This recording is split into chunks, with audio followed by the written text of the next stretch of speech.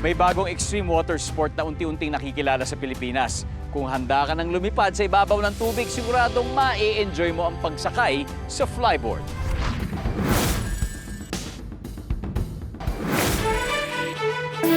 Kung mahilig kayo sa beach, siguradong na-experience nyo ng mag-banana boating.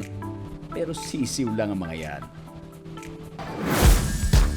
Dito na kayo sa water sport na talaga namang ibang level ang thrill, ang flyboarding.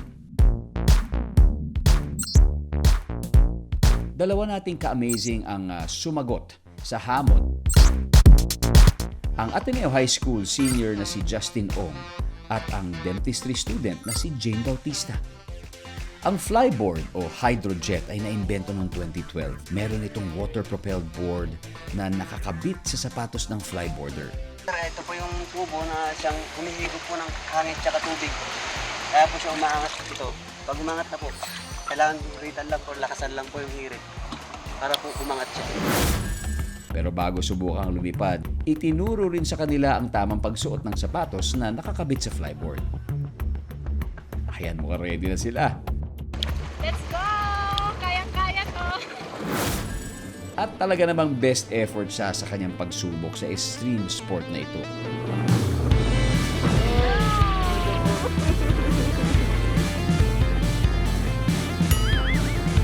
Pero walang balak sumuko si Jane.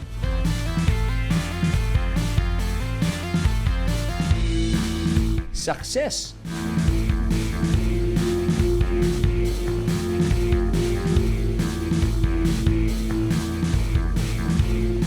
Nakakalula po siya pag nasa taas na po, pero at the same time po, pag pataas na po, parang lumilipad po yung feeling. Napaka-importante po yung balance.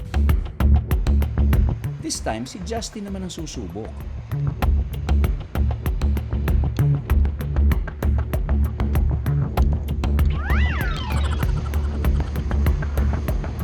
Dahil fast learner at competitive, sa second attempt pa lang nakuha na agad ni Justin ang tamang technique.